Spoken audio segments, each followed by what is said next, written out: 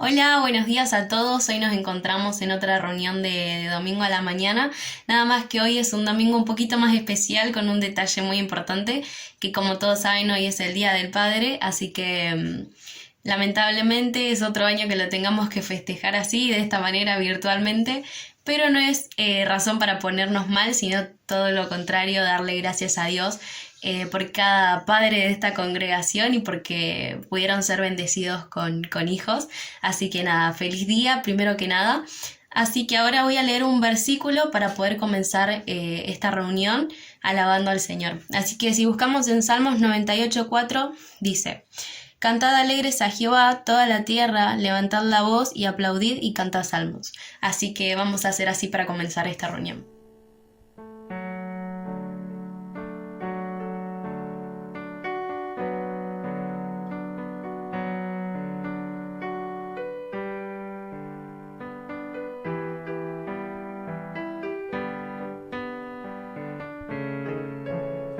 Precioso, precioso Dios, amado, amado Señor, te adoramos, Rey de verdad, te exaltamos, Príncipe de paz, hermoso, hermoso Jesús, tus ojos llenos de amor, tu vida diste en la cruz, moriste pensando en mí. Tu nombre exaltamos, tu nombre levantamos, el nombre de Cristo, el nombre de Cristo. Tu nombre exaltamos, tu nombre levantamos, el nombre de Cristo, el nombre de Cristo. Precioso, precioso Dios, amado, amado Señor, te adoramos, Rey de verdad, te exaltamos, Príncipe de paz, hermoso, hermoso Jesús, tus ojos llenos de amor, tu vida dice en la cruz, moriste pensando en mí. Tu nombre exaltamos, tu nombre levantamos, el nombre de Cristo, el nombre de Cristo. Tu nombre exaltamos, tu nombre levantamos, el nombre de Cristo, el nombre de Cristo.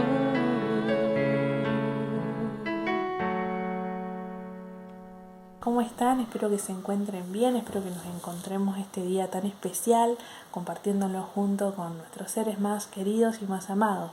Les quiero desear de todo corazón un muy feliz Día del Padre y compartirles una pequeña oración. Señor y Padre eterno que estás en los cielos, te damos gracias, Señor, por este día más de vida. Gracias, Señor, porque podemos usar estos medios de comunicación para poder estar juntos con nuestros hermanos, Señor. Gracias te doy en el nombre de Cristo, porque tú nos cuidas y nos guardas y nos proteges. Señor, te pido hoy una bendición especial para cada papá de cada familia, Señor. Te pido que tu Espíritu, Señor, esté guiándonos en el momento de tomar una decisión y tomarla con tu sabiduría, Señor, como papás que son. Gracias te damos, Señor, en el nombre de Cristo. Perdona todos nuestros pecados.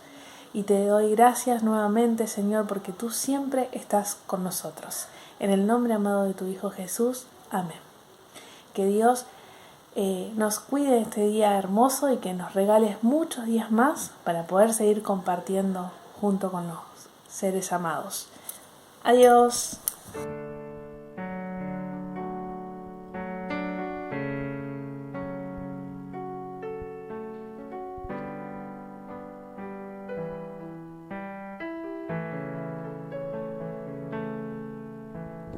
Quiero expresar mi gratitud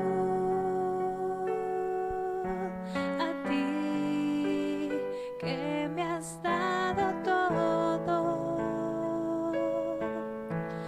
Una oración no bastaría, ni el tiempo de toda una vida.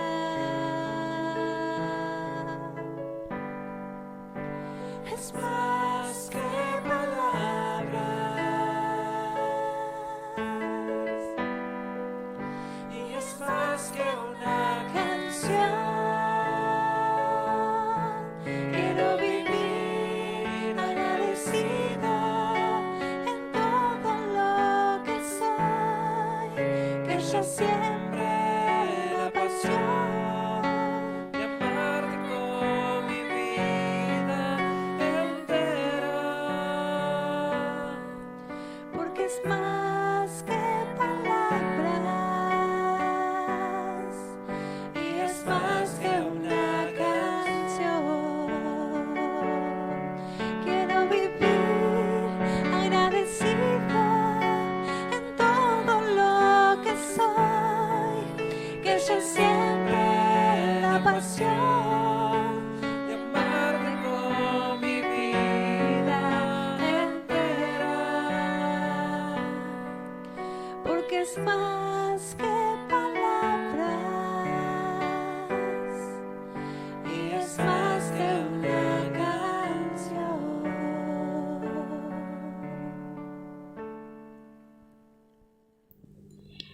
Padre nuestro que estás en el cielo, Señor, gracias por este día que nos diste.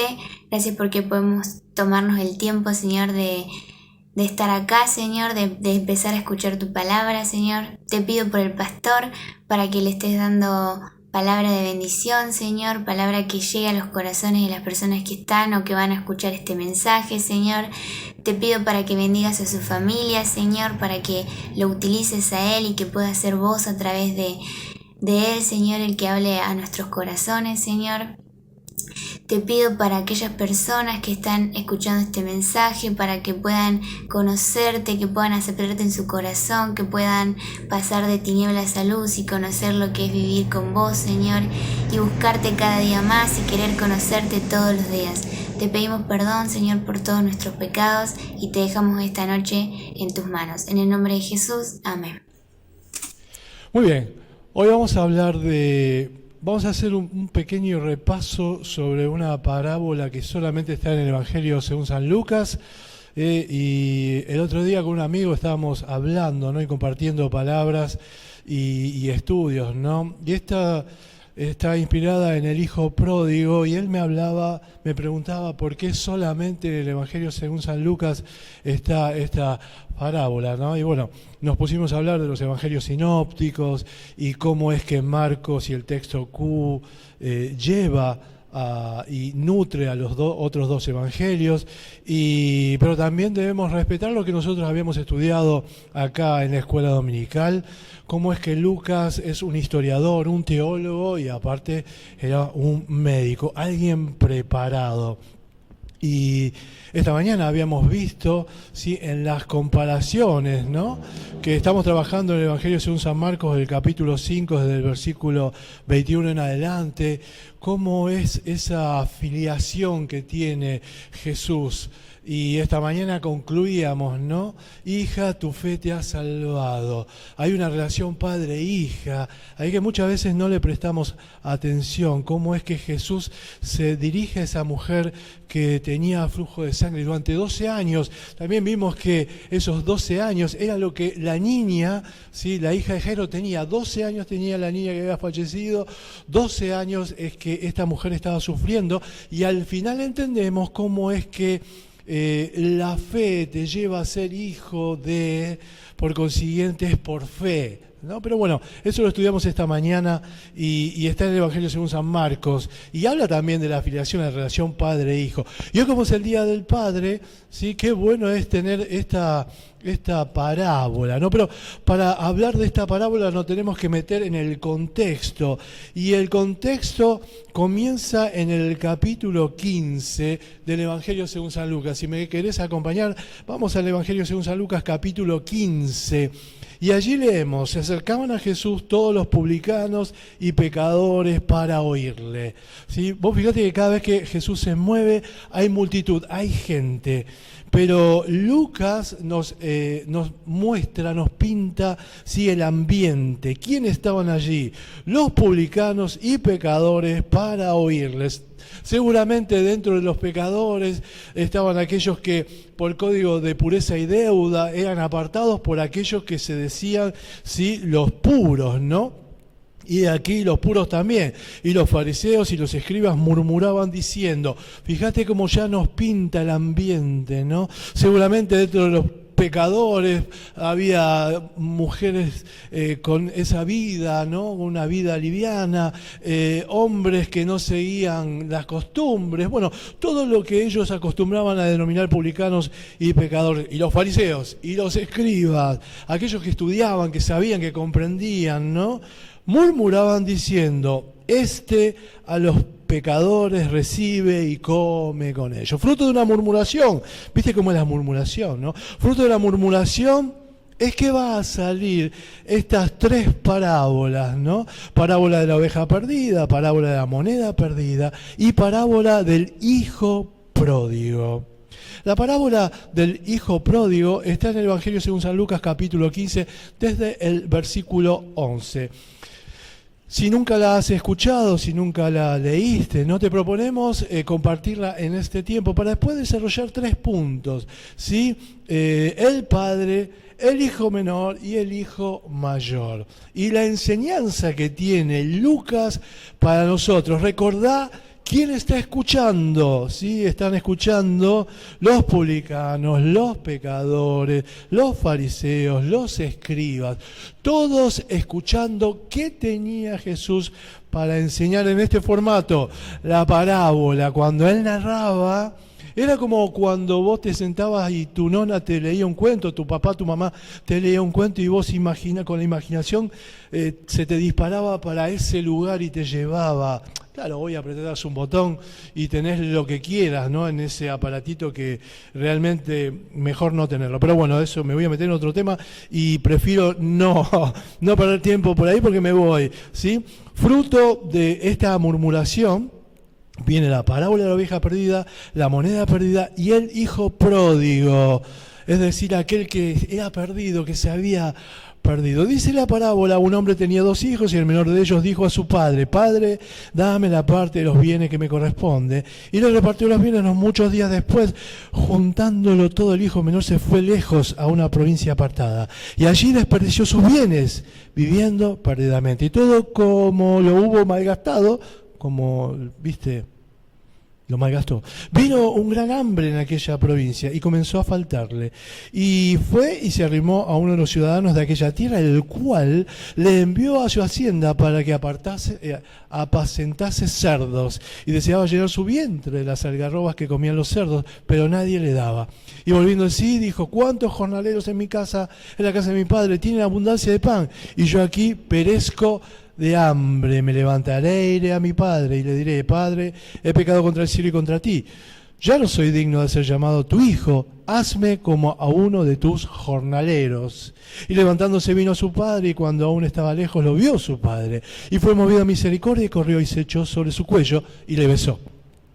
Y el hijo le dijo, Padre, he pecado contra el cielo y contra ti, y ya no soy digno de ser llamado tu hijo. Pero el padre dijo a sus siervos, sacad el mejor vestido y vestidle, y ponedle un anillo en su mano y calzado en sus pies, y traed el becerro gordo y maténlo y comamos y hagamos fiesta, porque mi hijo muerto era y ha revivido, se había perdido y es hallado. Y comenzaron a regocijarse. Y su hijo mayor estaba en el campo, y cuando vino llegó cerca de la casa, oyó la música y las danzas. Y llamando a uno de los criados le preguntó, ¿qué es aquello?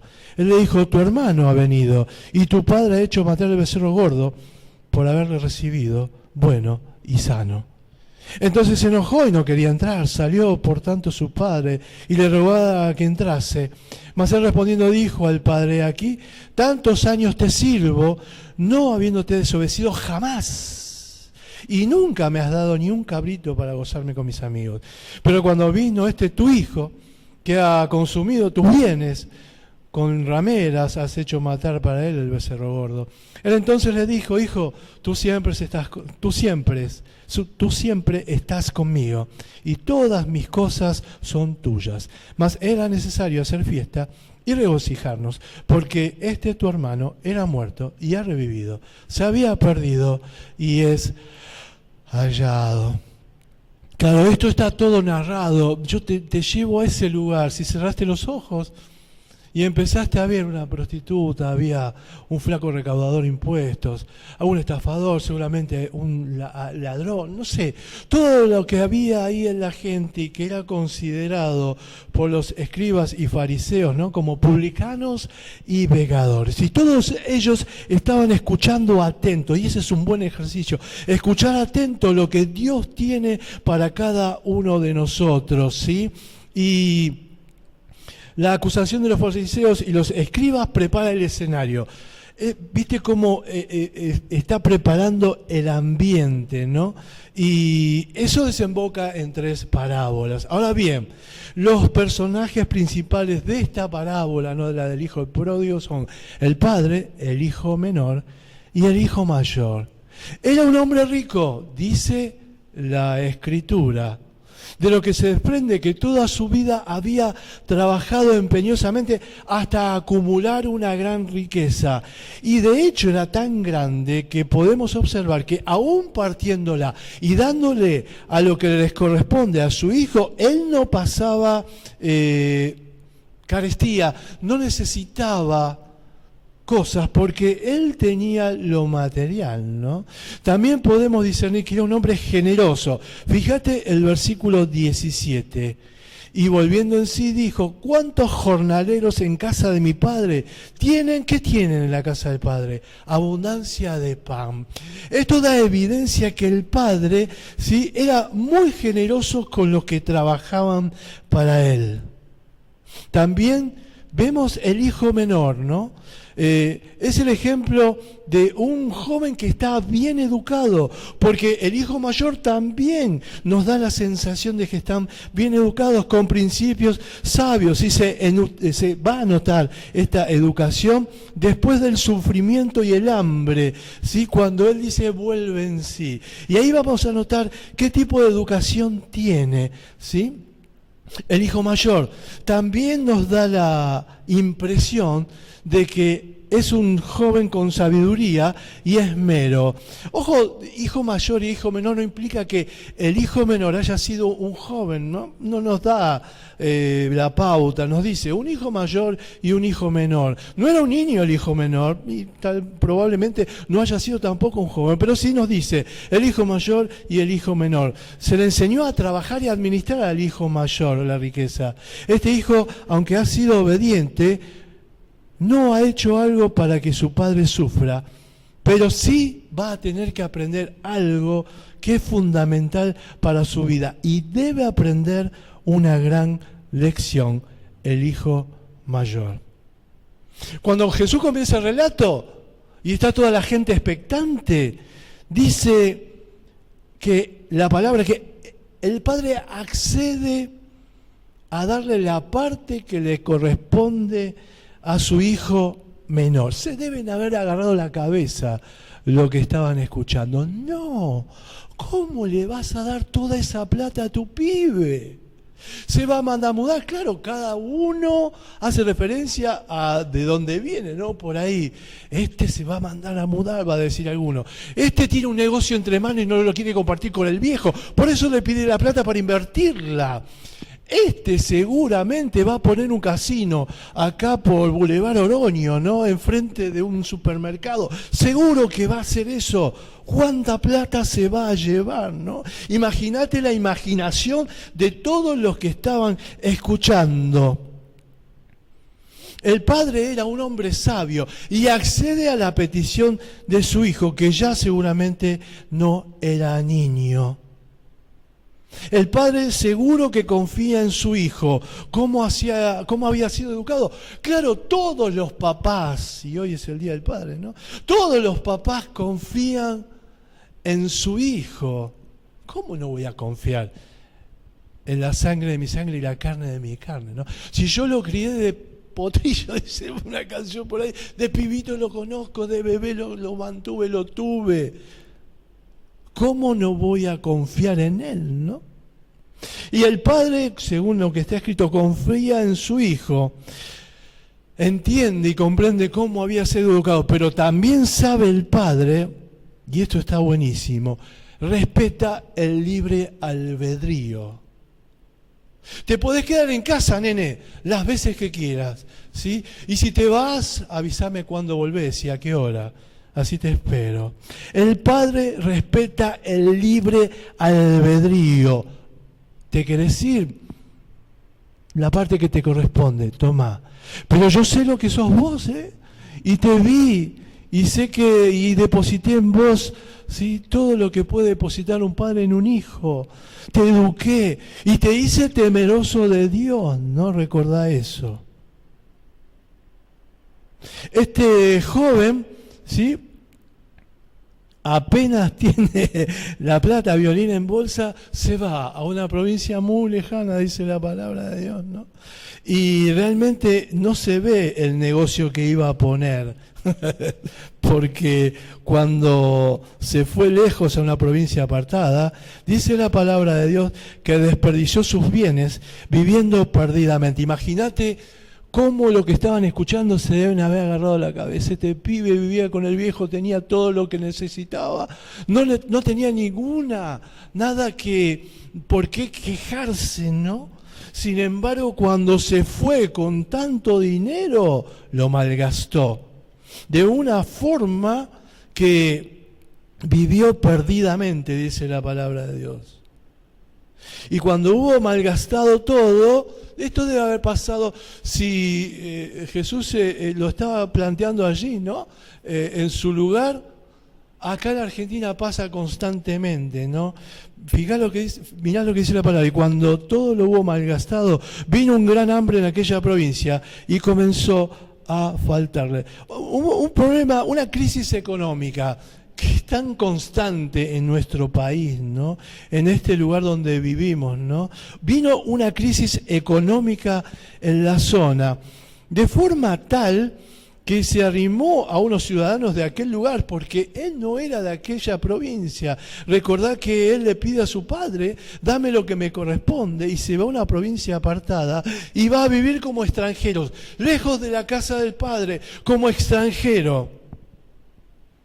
Este que lo mira y le hace un favor, porque viste cuando la guita desaparece, ¿no? También los amigos desaparecen. Pero este le envía a su hacienda para hacer un trabajo que realmente para los judíos era inmundo: apacentar cerdos.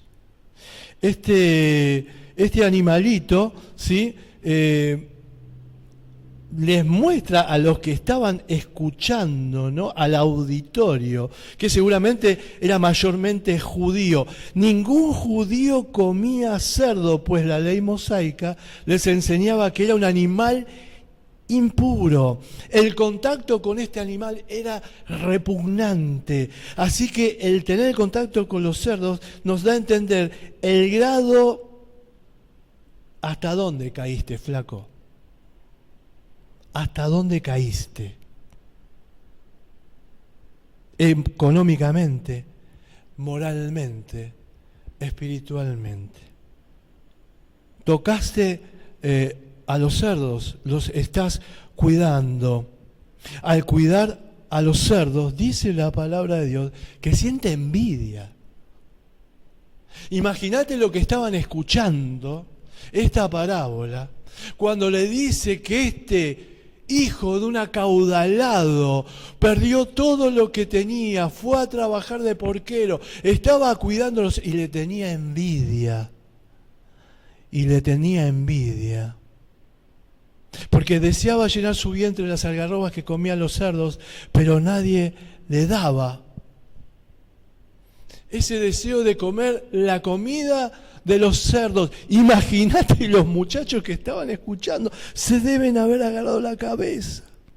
No entender nada de cómo se movió este pibe, que teniéndolo todo se fue de la casa de su padre y se fue a vivir lejos y cayó de una forma estrepitosa hasta lo más bajo que en esta sociedad, ¿no?, de donde estaba narrando Jesús, puede haber caído un ser humano.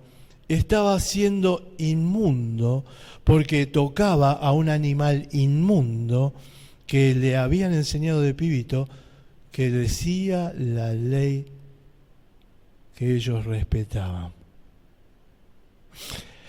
El versículo 18 nos da la educación en el sentido espiritual a la que el Padre se ocupó durante todos los años hasta que Él pide irse de casa. Me levantaré, dice el versículo 18, e iré a mi Padre y le diré, Padre, he pecado contra el cielo y contra ti. Este entender que había procedido mal, no solamente con su viejo, sino con todo lo que representa el cielo. Él se da cuenta que se había mandado una macana. Él entiende que al haberse ido lejos de la casa de su padre, entró en una cuesta abajo, ¿no?, hasta llegar a lo más bajo y entender que había pecado. Se reconoce como pecador. Me levantaré, iré a mi padre y le diré, Padre, he pecado contra el cielo y contra ti. El reconocimiento de haberse ido lejos de la casa de su padre y reconocerse como pecador al entrar en sí. Pero no solamente se reconoce como pecador, sino que acepta el error, pide perdón y está ese deseo en su vida de volver a casa. Claro, hasta ahí todos los que están escuchando se empezaron a mirar, porque este pibe que lo tenía todo, ¿sí?, perdió todo, vuelve en sí, se reconoce que obró mal, reconoce que había pecado contra el cielo y contra su padre, y pone en su corazón el volver a casa. Ahora bien, lo que Jesús les va a contar es lo que muchas veces, lo contrario pasa en casa cuando tu viejo se enoja, porque de carne somos, ¿no? Y por ahí nos enojamos, ¿no? Entonces el que estaba escuchando seguramente iba adelantándose a la historia, ¿viste? Hoy nos adelantamos a la historia, ponés el capítulo, lo ves, y te comiste una serie en un día, ¿no? Pero acá había que utilizar la imaginación. Y mientras él iba hablando, ¿no?, alguno debe haber dicho, este papá seguramente está enojado, cruzado de brazos. ¿Viste cuando alguien se cruza de brazos y se levantan, se frunce el ceño? Eso es señal de enojo. Hay que reconocer las señales, ¿viste? ¿Sí? Cruzado de brazos así, se extiende la cara, esto se frunce. Está enojado papá. Rajemos de acá. Pero Dios no obra así. Porque el Padre amoroso siempre... Para el Padre amoroso siempre hay tiempo para recomponer las cosas. Lo más difícil ya estaba hecho.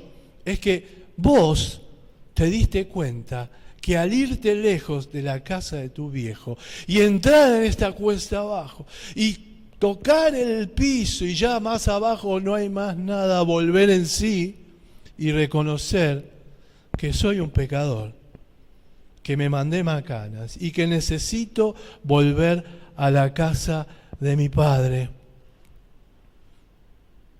Claro, el papá lo ve llegar y no le da tiempo a nada, porque él es el que sale a la búsqueda.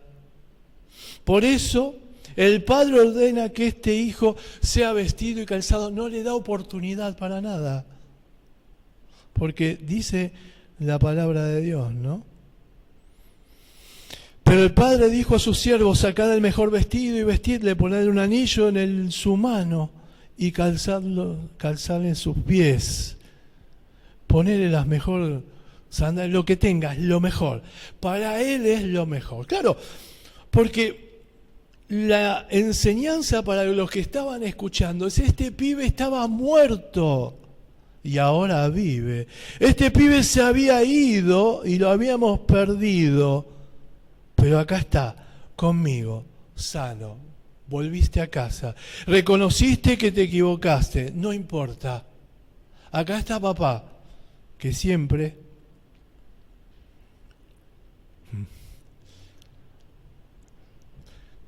va a estar así, esperando. Claro, los que estaban escuchando seguramente imaginaron el regreso de este pibe, cómo debe haber estado. Había pasado hambre, la pilcha que usaba seguramente no tenía repuesto, ¿viste? Hoy abrimos el ropero donde vos almacenes tus ropas y sacás así, tenés, y qué bendiciones tener, ¿no? Una muda de ropa, pero este pibe seguramente no tenía nada y el padre ordena darle lo mejor. Para aquel que vuelve a la casa del padre, no hay otra cosa que no sea lo mejor. Traigan lo mejor que haya y dénselo ahora. Y de paso hagamos un asado para toda la tropa, porque hay que festejar. Acá hay un banquete. ¿Cómo no celebrar si este hijo ha vuelto a la vida? Seguramente lo que estaban escuchando allí, ¿no?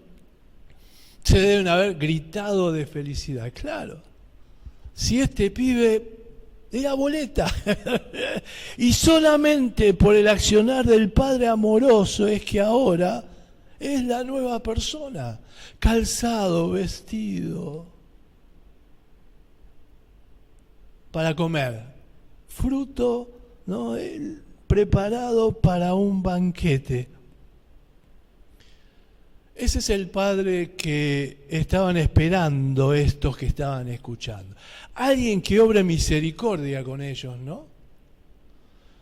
Porque los que estaban preparados, ¿no? Muchas veces los religiosos estaban con el dedo acusador, ¿no? Diciendo: ustedes que son publicanos y pecadores, nosotros somos los puros, ¿no? Los que estamos siempre haciendo lo que nos dice Dios, ¿no?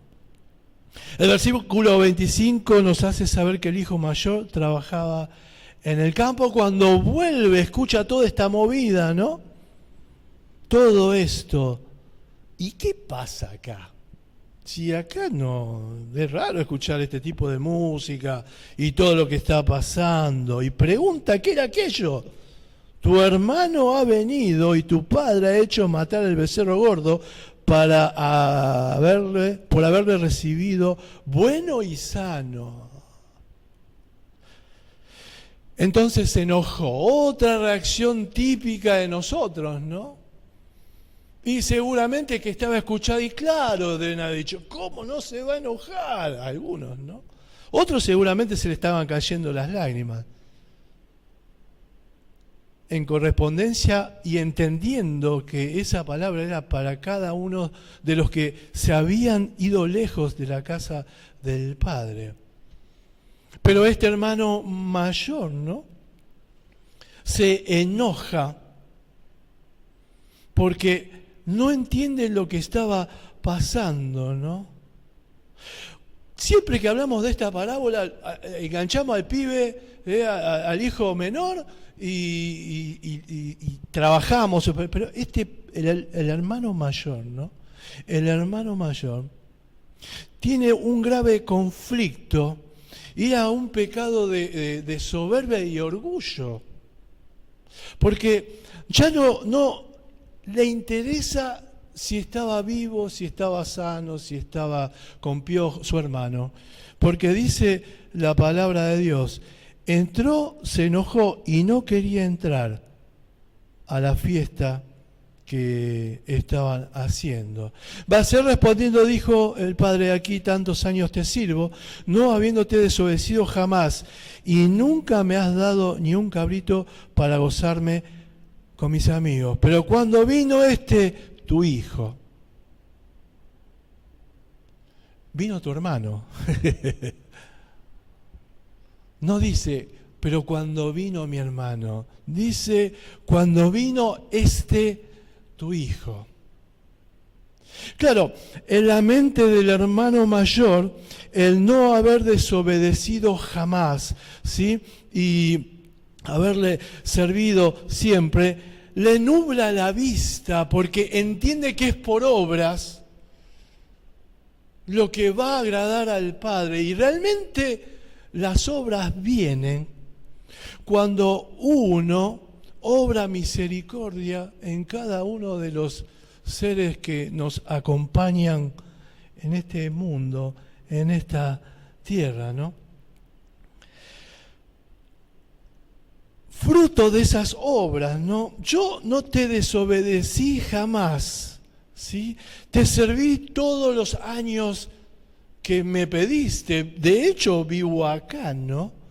Pero él pensaba que lo que había vivido su hermano, y es evidente, no se había ido con prostituta, seguramente alguna borrachera, desperdició los bienes, todo. A él lo hacía mejor la obra que estaba haciendo, ¿no? No haber desobedecido jamás y siempre haberte servido.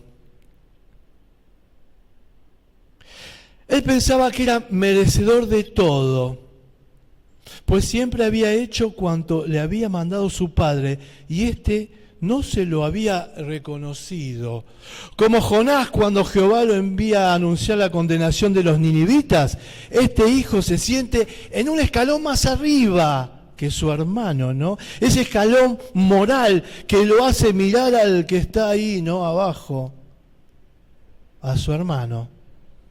Quizás hasta haya pensado que su hermano, tan sumergido en el pecado como estaba, no tenía remedio. De hecho, Jonás pensaba lo mismo, que los ninivitas merecían lo que él iba a anunciar. Sin embargo, se enoja con Dios porque Dios escucha el lamento de ellos y le da otra oportunidad.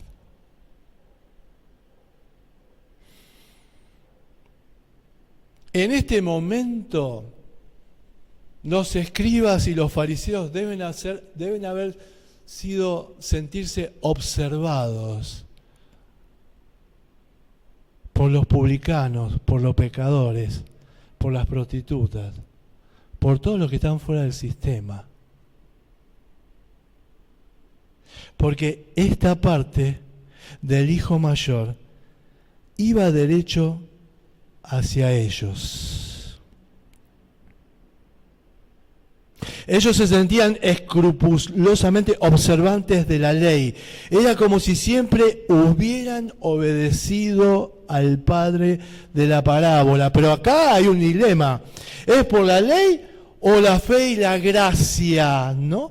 No es que la ley no importe, pero de nada vale cumplirla si se hace por deber, sin amor y sin compasión, porque de hecho la ley seguramente de memoria, pero las dos leyes fundamentales es amar a Dios con todo lo que sos y a tu prójimo, publicano y pecador, como a vos mismo. Y esta parte de la parábola va derecho al fariseo. El hijo quería que todo lo merecía porque él siempre hacía. Y está en un error el que cree que él merece porque hace. Es terrible este error. Su padre lo ama no por lo que hace, sino porque es su Hijo. Eso nos da la pauta para nosotros, ¿no? Entender que Dios nos ama porque somos sus hijos, no por lo que hacemos, porque de hecho las buenas obras van a venir de su mano, las prepara de antemano para que nosotros las vivamos. Pero primero debo entender que no es por hacer, no es por ser un religioso, sino por tener una relación con su Padre.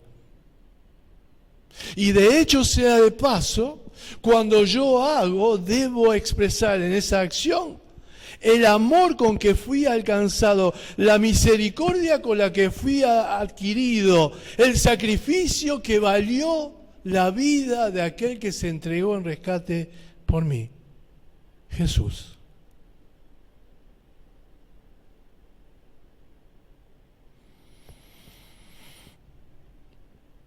A los que cumplen la ley se les da lo que se les es prometido, no por mérito, sino por gracia. Pero antes deben ser capaces de sentir amor y mostrar misericordia. Los escribas y los fariseos seguramente eran estudiosos de las leyes, pero le faltaba lo fundamental, como le faltó al hermano mayor, ¿no? Ese amor por su prójimo, ese amor por su hermano, ese amor que Jesús le estaba mostrando a toda la audiencia que el Padre tenía, que el Padre tiene para cada uno de nosotros. Por eso, en este Día del Padre, lo mejor que te puede pasar es volver a la casa de tu papá. Si estás lejos, si te fuiste, si hiciste los bártulos, si te mandaste a vivir la vida que te tocó vivir, ¿no? Y llegaste a un punto que no hay retorno, sí.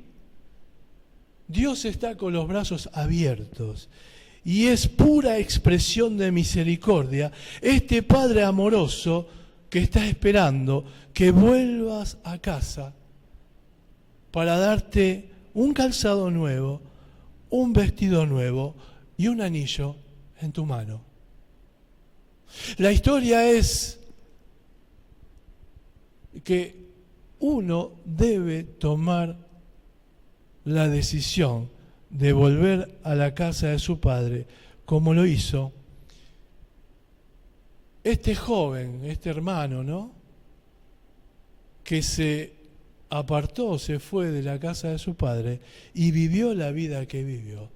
Y en un momento vuelve en sí y se propone en el corazón volver a la casa de su padre, entendiendo que había vivido lejos y que era pecador. Por eso, en este Día del Padre, lo mejor es regresar a la casa de tu papá.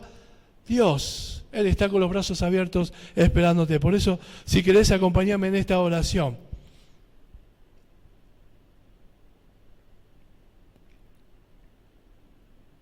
Siempre te dije, Padre nuestro, porque lo sé de memoria,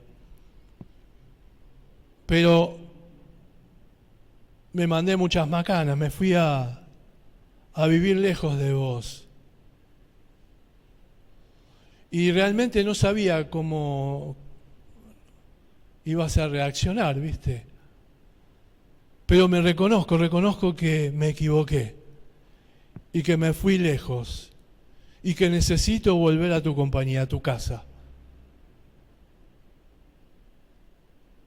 Yo sé ahora que sos un Padre amoroso y misericordioso. Por eso te abro mi corazón. Me reconozco como pecador y acepto a Jesús como mi Señor y suficiente Salvador. Deseo volver a tu casa. Gracias. Bendito eres. En el nombre de Cristo Jesús. Amén.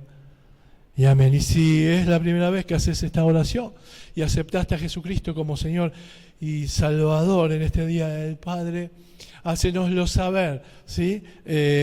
Mandanos un WhatsApp, decir yo vi la filmación, vi el mensaje y acepté a Jesucristo como Señor y suficiente Salvador. Viste que hubo una fiesta ahí cuando el Hijo vuelve. Bueno, en el cielo dice la palabra de Dios que en el cielo hay gozo y fiesta y celebración cada vez que un pecador se arrepiente. Y acá en la tierra también nosotros nos gozamos cada vez que alguien vuelve a la casa de su Padre. Gracias por acompañarnos en este Día del Padre. Que Dios te bendiga ricamente. Bendiciones.